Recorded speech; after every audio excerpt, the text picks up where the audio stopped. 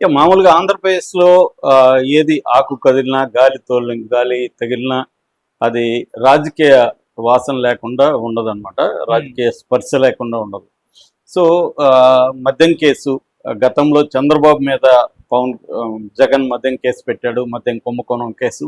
వీళ్ళొచ్చినాక జగన్ మీద మద్యం కుంభకోణం కేసు పెట్టారు. దాంతో వీళ్ళు వెయిట్ చేస్తున్నారు దీన్ని ఎట్లా ఎదుర్కోవాలని. ఎందుకంటే ఈ ఈ 17 నెలల్లో అతిపెద్ద కేసు ఏదంటే మద్యం కుంభకోణం కేసు.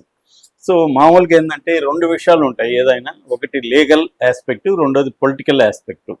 అంటే ప్రతి అంశాన్ని లీగల్గా తేల్చడం అనేది ఏ రాజకీయ నాయకుడికి కూడా ఇంట్రెస్ట్ ఉండదు. దాన్ని పొలిటికల్గా తాము ఎలా ఉపయోగించుకోవాలనేది అధికార పార్టీలు అన్నీ కూడా ఆలోచించేది ఏంటంటే లీగల్గా వీళ్ళు తప్పు చేశారు, వీళ్ళకి శిక్ష పడాలి, ప్రజల ధనం దుర్వినియోగం అయింది, ఇవన్నీ వాళ్ళకేం ఉండదు. ఎందుకంటే అన్ని పార్టీలు కూడా అధికారంలో ఉన్నప్పుడు కుంభకోణం చేయని పొలిటికల్ పార్టీ ఏది దేశంలో లేదు. ఖచ్చితంగా నాయకులు ఇండివిజువల్స్ని పక్కన పెడితే పొలిటికల్ పార్టీలు అన్నీ కూడా యాజ్ ఎ పార్టీలుగా కరప్టెడ్ కాని పార్టీలు ఏవి లేవు. అది సహజం కూడా అని ఇవాళ నేచురల్. అది ప్రజలు దాన్ని అడిగితే ప్రజలు కరప్ట్ కదా, డబ్బులు తీసుకొని ఓట్లు వేస్తున్నారు కదా అనే లాజిక్ వాళ్ళు కూడా ఇంతకుముందన్న మేము చేయలేదు అది ఇది ఉండేది. ఇవాళ దబాయింపుడు అనేది మెరుగైంది. దానికి ప్రధాన కారణం ఏంటంటే మొత్తం మీడియా కూడా వాళ్ళ వైపు నిలబడి వాళ్ళు చెప్పే నెరేటివ్ని ప్రజల్లో మ్యానుఫ్యాక్చరింగ్ ద కాన్సెంట్ అని నోమ్ చామ్స్కి ఎప్పుడో లాంగ్ బ్యాక్ రాశాడు పుస్తకం. అంటే ప్రజల మనస్తత్వాన్ని వాళ్ళ సమ్మతిని తమకు అనుకూలంగా ఎలా మ్యానుఫ్యాక్చర్ చేయాలని మీడియా కావచ్చు, లేకపోతే సోషల్ మీడియా కావచ్చు, మొత్తంగా వీళ్ళని తమకు అనుకూలంగా మార్చుకోవడానికి తాము చెప్పిందే కరెక్ట్, తాము చేసేదంతా కరెక్ట్ అని చెప్పే ఒక వ్యవహారం వెళ్ళిపోయింది. సో అందువల్ల పొలిటికల్ పార్టీలు, అధికారంలో ఉన్న పొలిటికల్ పార్టీలు ప్రతిపక్ష నాయకుల మీద కేసులు పెట్టడం అనేది కామన్ అయిపోయింది. అయితే ఇక్కడ లీగల్గా వాళ్ళ మీద చర్య తీసుకొని వాళ్ళకి పనిష్మెంట్ ఇవ్వాలనేది వీళ్ళకి ఏమీ ఉండదు. దీన్ని ఉపయోగించుకొని పొలిటికల్గా తాము ఎలా గెయిన్ కావాలనేది అందరికీ ఉన్న లక్ష్యం.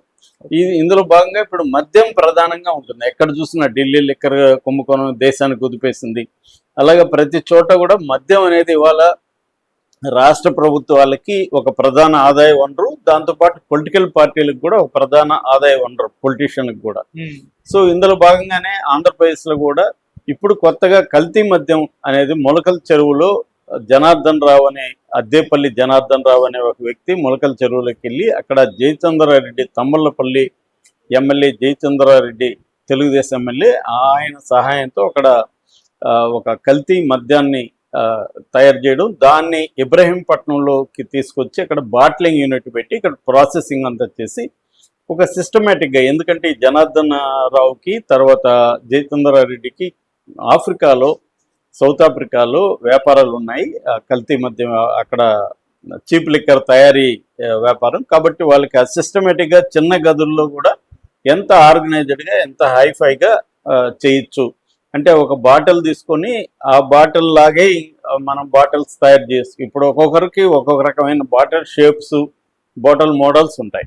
మామూలుగా అదే రకంగా బాటిల్ మనకు కావాలంటే చేసిస్తారు అనమాట.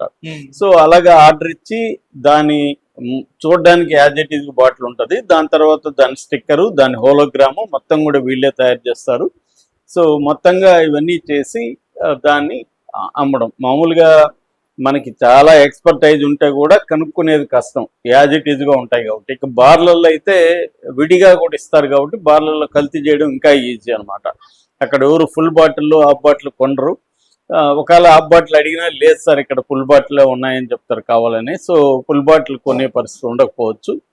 క్వార్టర్ హాఫ్ తాగేసి రావాలనుకునే వాళ్ళకి ఫుల్ బాటిల్ కష్టం అవుతుంది. అందుకని వాళ్ళు విడిగా అడుగుతారు కాబట్టి వాళ్ళ పెగ్గుల రూపంలో ఇస్తారు కాబట్టి దాంట్లో ఈజీ, ఇంకా బాటిల్ కూడా అవసరం లేదు.